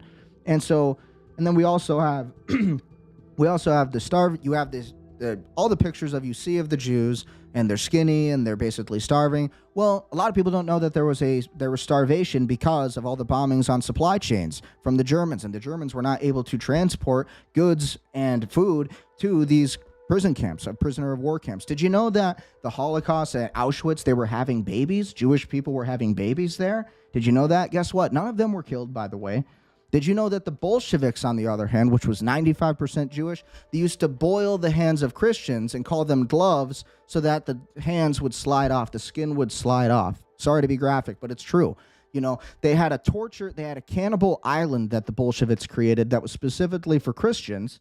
And basically, it caused like 4,000 people to eat each other. Facts. Look it up. All of this is real. You know, did you know that the Bolsheviks used to torture and crucify real Christians, like actually crucify them? No, I bet you didn't. You know, you hear about all these lies told about, you know, the Germans during World War II, but here today in 2026, the Israelis are doing all of that to the people of Gaza and to the people of Palestine. And then they're also doing it to Christians by inviting in all of these third worlders as they take positions in Congress, and they're, by legislation, allowing in all of these Muslims to come into our countries. So this is like actually the Antichrist of our time is the modern state of Israel. And this is what people need to be talking about, because this is just simply what's happening. Right? I mean, look at this. A Trump freak show fair baptizes Americans under a massive Israeli flag and menorah. So this is not Christian. You know, this is the antithesis of Christian. This is anti-Christianity. This is the definition of the Antichrist. This is not what Christ had in mind. This is why the Jews killed Christ, because he was completely the opposite of them. Why do you think? You think they just killed Jesus for no reason? Yeah, nobody's there. Except the boomers. You got a bunch of boomers who still buy into this because they just refuse to learn history. Unbelievable. So we have Jews and Muslims essentially taking over America, and our politicians just bending over and taking it. All boomers, by the way. Generation Alpha gonna change things. Thank God. Thank God the tables are turning, and the younger generation is awake to all of this. They're doing the research. I don't think they're gonna back down so easily. So again, Nick Fuentes explains why teleporting all Jews to Mars would fix our societal problems. So he explains a little bit about this entire notion. Look how many Jews are totally pro-Muslim and pro-Palestine. Right. I mean, most. That's where I get the issue about, like, saying, if you think Jews were teleported to Mars, every Jew on Earth, that would handle all the problems. I think that if that happened, a lot of obstacles to nationalism would disappear. Yes. Okay. Because who's pushing censorship? Well, spend your time on that. Explain what you're saying. What I'm saying is, when you look at, you talk about like the asset managers, the banks. I mean, who runs BlackRock? It's Larry Fink. When Jewish. Bill Ackman, who's a liberal, lifelong donor to the Democratic Party, when he saw October 7th, he flipped over to the Republican side because he knew the Republicans would arm Israel. Lifelong Democrat flipped to Republican because they would arm Israel, the so-called, good ones who are on our side that don't like Muslims. Bill Ackman worked with Larry Fink to blacklist anybody that graduates from the Ivy Leagues who criticized the Palestinians. Bill Ackman said we have this problem of pro-Palestine students at Harvard, Yale, UPenn, Columbia. He went to Larry Fink and said, we got to make sure none of these guys can ever get hired in finance. That's the kind of chokehold they have over the system. Same thing with the ADL. They want Jonathan Greenblatt out, and you say, oh, well, some Jews don't like the ADL. They don't like Greenblatt. They just want a different chair of the ADL who's going to be better at shutting down anti-Semites. Anti-Semites who say, Jews are loyal to Israel. They support the wars in the Middle East. So I'm saying we need to decouple. We need to recognize Judaism hates Christ. It has antipathy towards Europeans. And we need to decouple from them as a civilization. We do. They could go and be in Israel, that's fine. But, it really gives me a lot of concern. They put bombs in the pagers, and they're involved in procurement for the U.S. military. And our iPhones. you know, Palantir, all these new generation defense contractors, they're all over Unit 8200. They're all over Ehud Barak over there in Israel. It's filled with shadowy corporations that are funneling their technology into our country. We're going to trust them in our Well, I'll say this about Palantir. And yeah, so when you look at all of this, it's honestly like exactly what's happening, right? That's kind of what we're seeing in this country. America today is being overrun by two different races from two different sides, from two, basically one another is fighting each other. The Christians are left in the middle of this. Christians, Catholics. You have Christian Zionists, a different kind of Christian who's supporting all of this, and they're basically believing that, you know, they need to be good goyim and, you know, serve the Jews and all of this crazy stuff. They believe that the Bible says the Israelis have the right to the land, and even though the New Testament basically says that basically if you reject me, Jesus Christ, if you reject me, then I will reject you and you will no longer be chosen. All of this, and the grafting on of Christians into the chosen people status. All of this has been said in the New Testament, but the Jews denounce the New Testament. They don't believe in the New Testament. So this is like the entire war. And then at the same time, you have the Jews basically taking control of our Congress, which is happening. Again, H.R. 8800, you know, the National Defense Authorization Act of the fiscal year 2027. They're literally trying to integrate with our entire military. Yes, that's absolutely what that bill has in store, right? You know, we send $300 billion. We've sent $300 billion to the Israelis since, 1946, right? The Israelis already have 200 nuclear warheads at the same time. On top of that, you also have this rhetoric as in, you know, we have to really worry about the Iranians and a nuclear weapon. It's like they don't even have one, and the Israelis have 200. The Israelis produce our iPhones. The Israelis are capable of taking out a military with pagers. And, you know, all this stuff, they've said that any non-Jew should be killed. It's in their Talmud that even the best of Gentiles should be killed, the Goyim. You know, this is how they speak. They speak and say that anybody who is not a Jew is basically a Goyim, and Goyim are like animals. This is what they say in their Bible.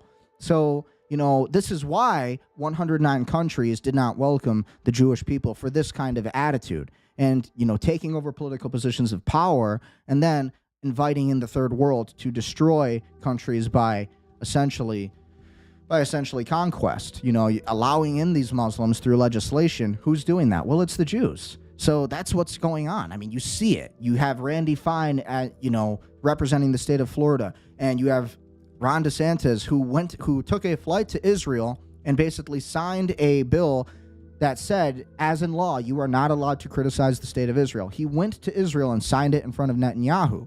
That's insane.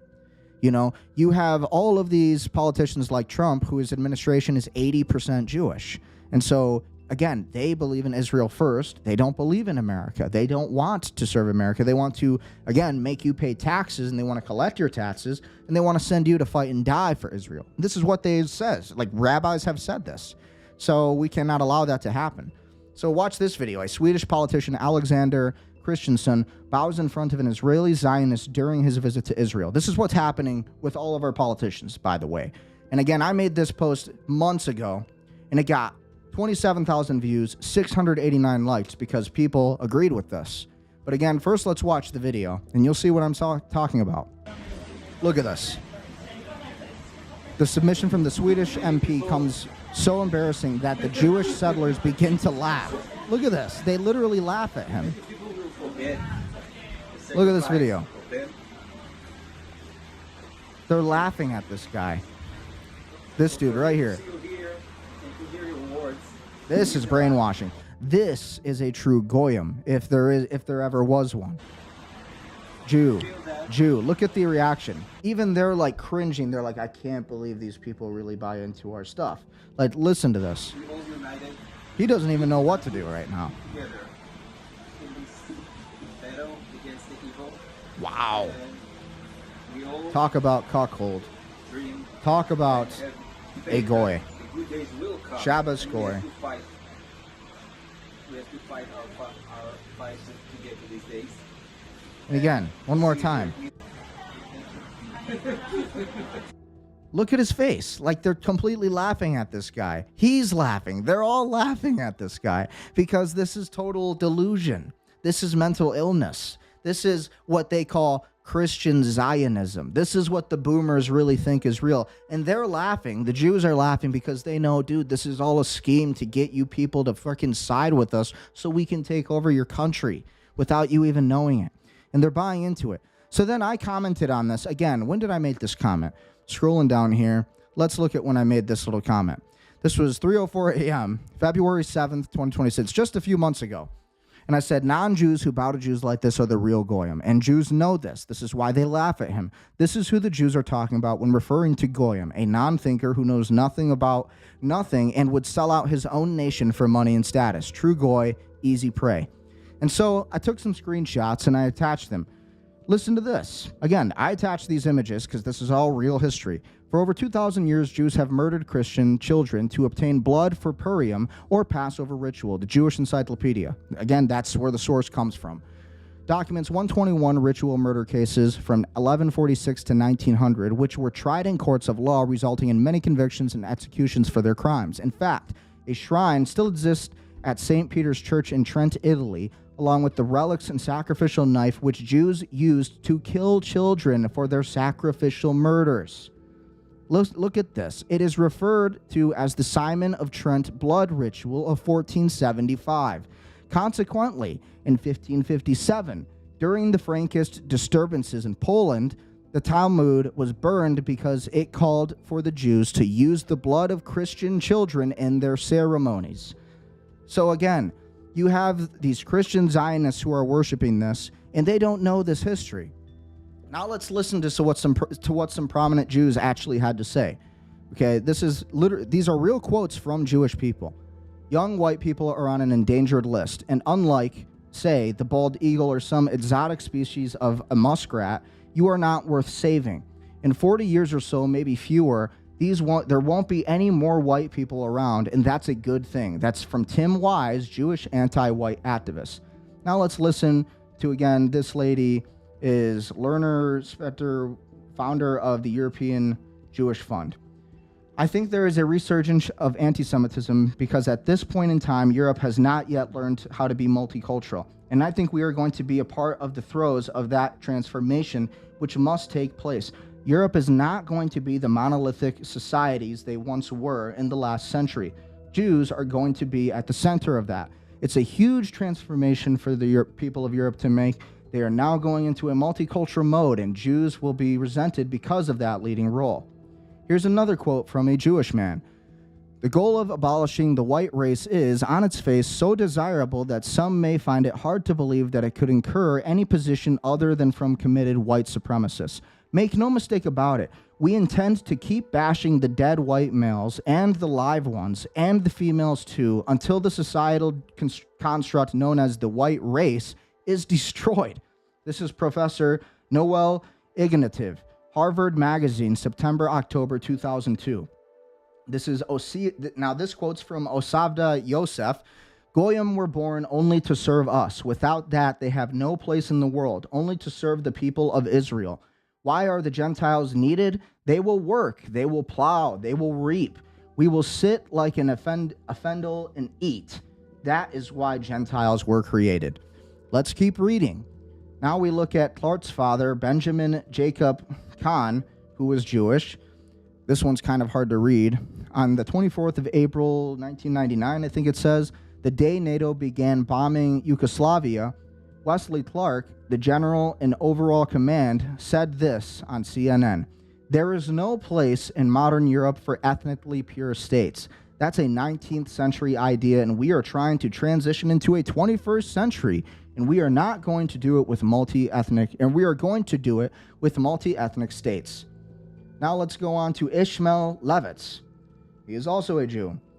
It is in the Jewish interest, it is in the humanitarian interest that whites experience a genocide. Until white children have burned alive, white women raped, mutilated, murdered, and all white men who have been slaughtered watch powerlessly as their people are terrorized. Only will mankind be on a more equal footing, ready to discuss white privilege and the apparent chip on the shoulder that minorities have. Oh my gosh. Again, Arthur Ox Sulzberger. He says if white men are not complaining, it should be an indication we aren't succeeding in making the inroads that we are. And again, this is Susan Sonfag. The white race is the cancer of the human history. It is the white race and it alone, its ideologies and inventions, which eradicates autonomous civilizations. Wherever it spreads, which has upset the ecological balance of the planet, which now threatens the very existence of life itself. These are Jews who said this about white people. This is what they say about white people. And make no mistake, when you look at this, what else did they say? Who both killed the Lord Jesus and their own prophets, and have persecuted us, and they please not God, and are contrary to all men. Jews. So it's like, it's all there in the Bible. It tells you everything you need to know. It says it in the Quran. Ultimately, this is the enemy of peace on earth, is Judaism. And I don't say that as an anti-Semite. I say that as a historian, as an analyst. And you know what? There's a reason 688 people liked this post and 27,000 people saw it. So this is what's going on, ultimately. When you see this kind of behavior of these people bowing, these Christian Zionists, totally misled on history, they've never read their Bible, and they don't do their research, this is the problem we're having today. This is where things really go south for a country. You can't do this. It's just bad. At the end of the day, I'm not an anti-Semite. I believe all people have human rights. I don't call for any kind of violence like the Jews do against white people. But ultimately, I just read you a bunch of quotes from different Jews and rabbis. You just heard it. Activists. This is what they are believing today. They say it all the time. It's on Twitter. Look up the videos. You can find them all. And, you know, this needs to be fought against. Plain and simple. All human beings have human rights. And ultimately, you know, yeah, I do believe America should be a white European Christian country overall, because Christianity is about peace. It's about tranquility. It's about transcendence, freedom, prosperity. And we believe in, you know, having a world where there can be some semblance of, you know, again, peace. Again, as much as I have respect for the Muslims don't seem to share that. You know, if you're not a Muslim, they believe that you should have any jihad inflicted upon you. If you're not Jewish, they believe that you should be genocided and that they're going to systematically destroy that race. I mean, that they've just said it. I just read a bunch of quotes. So that's not me who believes that. I'm just saying from an analytical standpoint, we need to be able to see what's there. Can't just pretend these things don't exist. I can only go on so long and do the research and then not be able to report on it. Anyways, oh man. On to the next thing. Sophie Cunningham broke down her viral pointing meme. The wannabe Bonner said, "Don't you point at me." Then Sophia pointed at her for about 22 seconds in a silent stare down. I was just kind of pointing, and she's like, don't you point at me. And I was like, oh, shouldn't have said that. And I didn't say a word. She just did it. Yeah. And so, again, that was a pretty viral clip that went viral over the weekend. I ended up making a little comment on it myself. Just like, kind of funny how white women in professional basketball still actually looked like women when the black women in basketball almost always looked like men. Listen, I said this is kind of a troll, but I still think it's funny because it's kind of true. And ironically, this got 19,000 views, 146 likes. But it's like, seriously, why do they act like this? Like, you just can't, you know, there's truly a systematic hatred to white people today because of the propaganda that is in schools and what they really are putting on television and in commercials, you know, on the internet, everywhere you look. So it's ridiculous. You got this beautiful white girl here playing the game, and then you got these basket females, I guess, and they're acting like animals. They're acting crazy. They're about to fight this girl. If it wasn't for the refs, they'd be getting in a fist fight. Just why is it always violence with them? You know, I mean, come on, African Americans, you need to clean up your act. You know, I'm not going to just pretend like it doesn't exist. You know, white people got their problems, but geez, why is it always the videos I see on X where it seems to be this one group of people who is really going out of their way to do this? And again, I don't say this as a racist. I'm not a racist, but I'm an analyst. I analyze what's new and happening in the world. And to me, I thought this was an interesting thing. You know, you just seeing this every day. You're just seeing black people teaming up on white people. You know, white people are bad. White people are racist. Luckily, you got one black girl who's defending the white girl. But I cannot believe the level of racism towards white people today. It's absolutely insane. Just totally uncalled for. in so many ways. So again, it's like clean up your act. You know, we can be a great country again.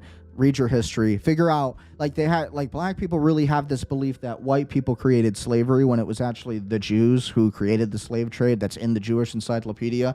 The Jews brought African Americans over here on the ships, right? And so it's just like, okay, let's just stop with the notion of slavery and all this crap and that white people were the problem, right? And so it leads me to make these kind of comments on X too, right? So again, this was a little more of a positive thing. A Texas man is taking world tourists four-wheeling, dancing, horseback riding, and shopping at Buc-ee's to give them the best American experience. Drew Haas of Texas is taking tourists to his 30-acre property to help them make the most of their travels. And so again, this is a Polish couple who ended up coming to America for the FIFA Cup World Games. They wanted to get a little taste of American culture and American life. Why can't we bring more of the European and Slavics to America as immigrants? Look at this. Through the muck of South Central Texas. Polish Drew Haas couples. invited two They'd couples fit right into America. They'd fit right in here. Poland and France to his 30-acre spread for a 2-day taste of Texas. I want to show them my Texas and get them to experience that because I wanted to open the world up to my home. My soul's been lit on fire. Your soul's been lit on fire? Been lit on fire just seeing all these people enjoy themselves here. Let's do some cowboy stuff. David Mazur and Martina Bijinska live in Silesia, southwestern Poland. And you're going to go out, and then you're going to grab my hand right here. Just Haas like taught them to dance the two-step. I would say it's all Like, that's awesome. Like, why? Like, if we're going to invite immigration into America, then let's bring in the people who would fit in here, maybe our brothers and sisters in Europe who are just like us, who share our history, our common religions, our common customs, all of these things that our ancestors shared. Like, we come from the same place. You know, a lot of Americans, our DNA goes to Europe, and they will say, well, Europeans are immigrants. It's like, yeah, but we share the same customs and cultures and DNA, literally. Like, literally, our ancestors came from, again, Poland or Ireland, whether it's Scotland, whether it's Germany. Guess what? We were all farmers. A lot of us were Roman Catholic Christians, our families. And again, you know, these people fit in. Conservative European white people, we should be bringing them into the United States. Those are the immigrants that would actually benefit America, and they would fit into our culture and our customs, our way of life. They would benefit society versus bringing in Indians and Muslims who hate America. They want to change America. They have a true disdain for America.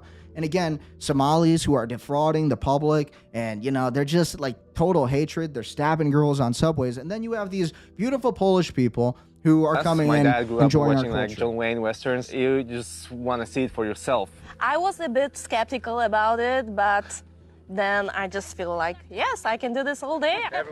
Haas also took them to Buc-ee's. This one has 98 pumps and aisles of Americana. Think about it. They were smitten by a mega gas station. This is the America that I want to live in. This is the America that I know it can be. Me too. Turns out America is her own best ambassador. We really love this lifestyle. We love this lifestyle, they say. enjoy every second of it. We just want to We enjoy every second of it. soak it in. We just want to soak it in. These people love our country. They love this place. But we want to bring in Indians and Muslims and Somalians and Sudanians, and these people hate us, and they are not even of the same religion. These people are probably Roman Catholics, Christians, and so they probably share a lot of our same lifestyle, our religion. And so it's like, why don't we bring in the right immigrants if we're going to invite immigrants? So I said this. I made a comment on it on Twitter. I said, if America must welcome immigration, I'd welcome any white, conservative Europeans and Slavs like these who would fit into American life versus third world Somalis, Indians, and Muslims who hate America and have completely opposite cultures and customs. Common sense. I say this as a 10th generation American whose ancestors came from Scotland in 1752. It's got 424 likes and 11,300 views, and it's still counting. So it's crazy, you know, when we look at the comments here. Again, of course, I had somebody calling me a racist. It's like I told her right away. It's like, your comment proves my point, and exactly why I make the comments I do. Your attitudes is exactly the garbage real Americans want to avoid. We're sick of being called racist by actual racists against white people. Drop the name calling or go back to your country of national origin. Seriously. It's like, if you're going to be racist towards white people, then get out of our country. You know, and of course you have the white liberal who says, don't use the word whites.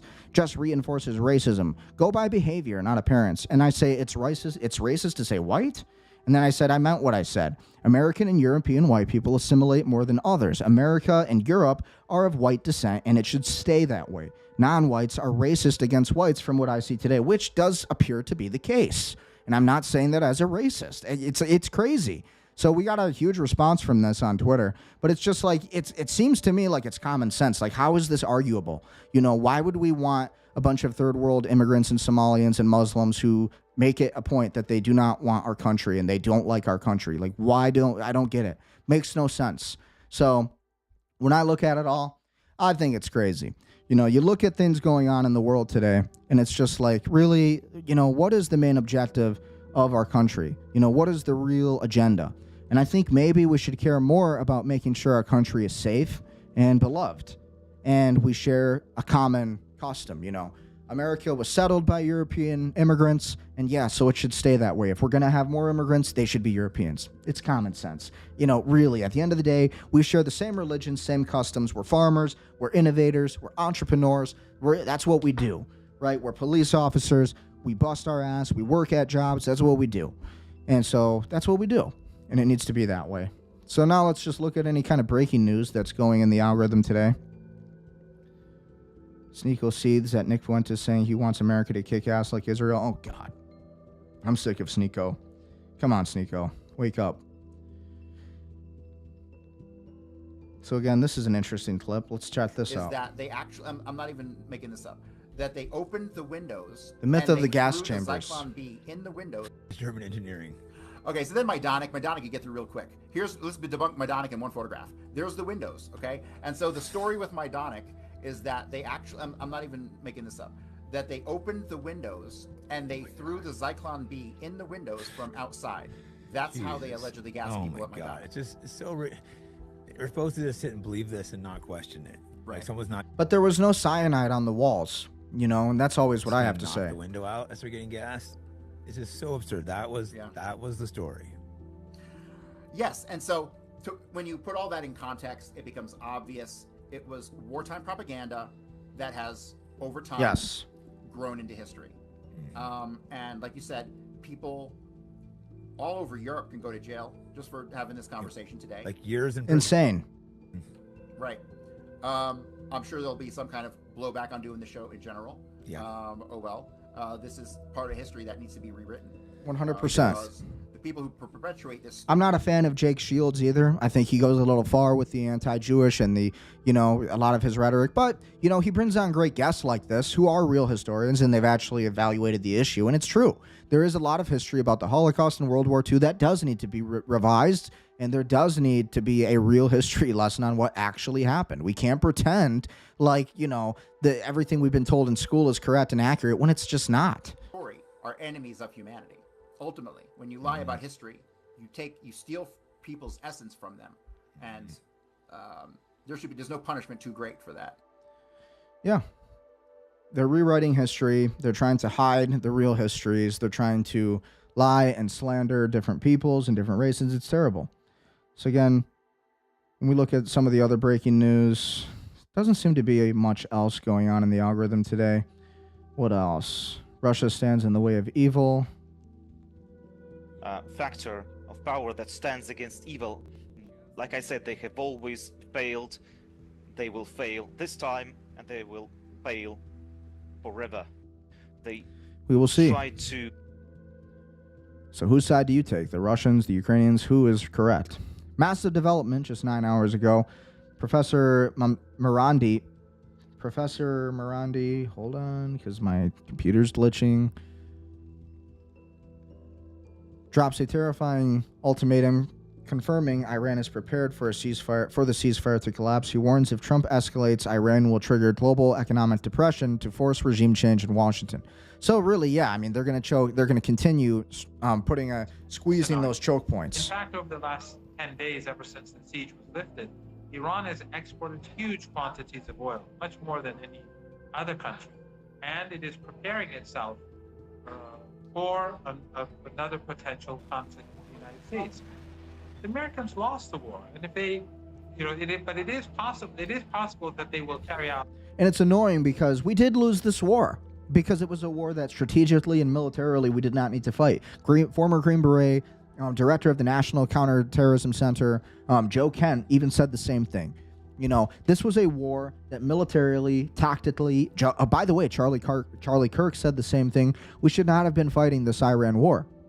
Ultimately, Iran having nuclear weapons as the main excuse to fight in the war. Well, what about Israel? How come we don't get to know more about Israel, who sold our nuclear secrets to Russia, who sold all of our nuclear secrets to many of our adversaries around the planet? China, same thing. Jonathan Pollard was the Israeli who did that. And again, Israel has 90 to 200 nuclear warheads, and most are confirming that it's 200 now.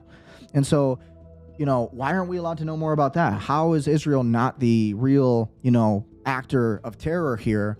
Obviously, again, in 10 years, I know I'm going to be proven right. In 10 years, I'm going to be on the right side of history with this because it's true.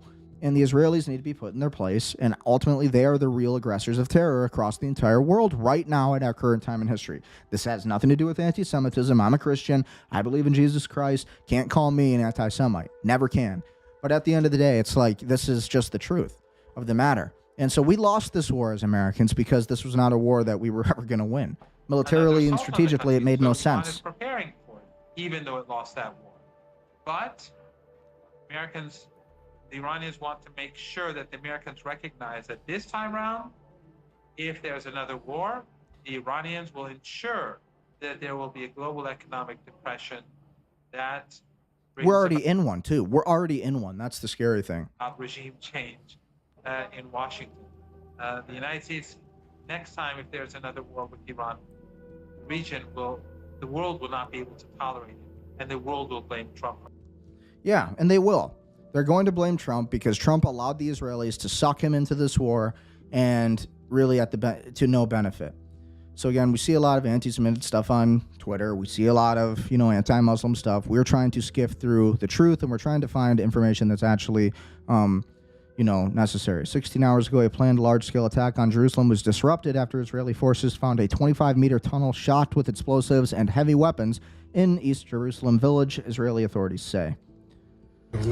So this is footage of that. That was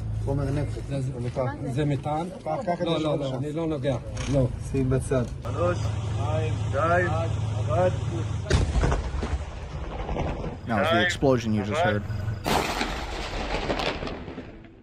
So again, pretty crazy. More on the reflecting pool. A bunch of liberals trying to cut it up. Again, committing crimes, doing what they do. We've heard enough about the reflector pool.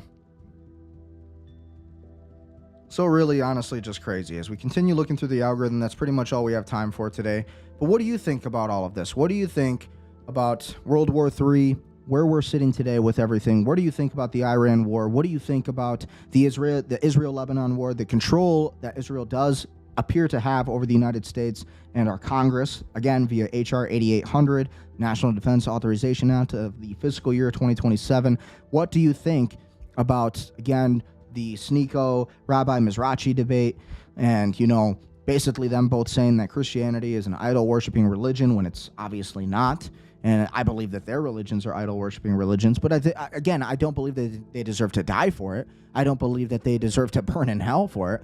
And the only difference between Christianity and Islam and Judaism is that they seem to believe that Christians are the only ones who deserve to burn in hell and have jihad thrown upon them.